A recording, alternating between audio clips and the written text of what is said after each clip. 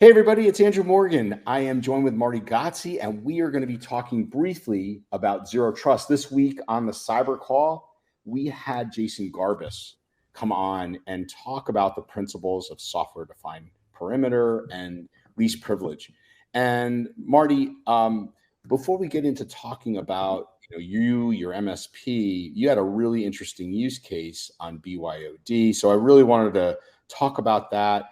Talk about Appgate, why you're using it. But before we do, how about a little about yourself and Rudio? Sure. Well, Andrew, thank you very much for having me on here. I'll be brief. Rudio was started out of the need of myself to not really have to work for anybody else for the rest of my career. I've been in this industry since 1993. So I've been here a long time. I've seen that morph and grow. And as I was in the corporate world and decided to move and start Rudio to really serve those customers and those MSPs with what I call a no compromise security principle. It's a little bit about us.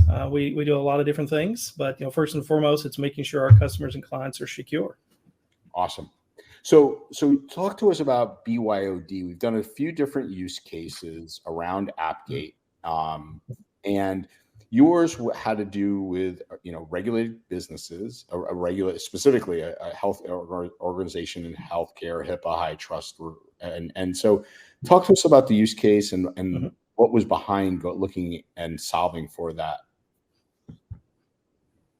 Yeah, definitely, Andrew. As we all know, HIPAA and high trust and all of the different compliances have a lot of different requirements when it comes to to PC control and logging and access and so on and so forth.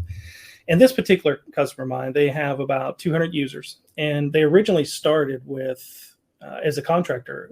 Out of the 200 users, about 190 of them were contractors, and so they really kind of let everything go as is. But about 6 months ago, a little longer, they started the initiative to convert everybody to employees, and they didn't want to have to worry about providing laptops or desktops to 200 people. So they said, well, what can we do to allow them to use their own equipment that they're already using, but yet get that level of security that we have to now adhere by, or we have to adhere by from the access and the HIPAA standpoint.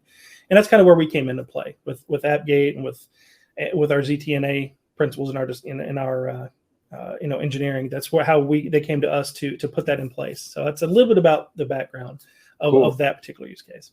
It's a great one, and something that a lot of MSPs deal with. And I'm curious, were there specific architecture or security settings that were important to you that, made that decision, possible, for lack of a better word? Well, specifically with Appgate, we didn't want to go the way of doing a VPN. A lot of people will deploy OpenVPN or some type of VPN. We all know the things that come with that and the challenges and the struggles, and also too, really the lack of visibility that you get within a VPN. In that access, you set it to a port and an IP, and that's about it. With Appgate, though, we're able to look at some things we wanted to be sure of. Is okay, I don't know where this device has been. I don't know what they're using it for. They could be playing Call of Duty on it, in the afternoon, and I have no idea. But whenever they're accessing those protected resources, then I wanted to make sure that it, at least had some level of security. What's your patch level? Do you have antivirus installed? Is the signatures up to date? Things of that nature, and even certain scans. Has a scan been recently ran?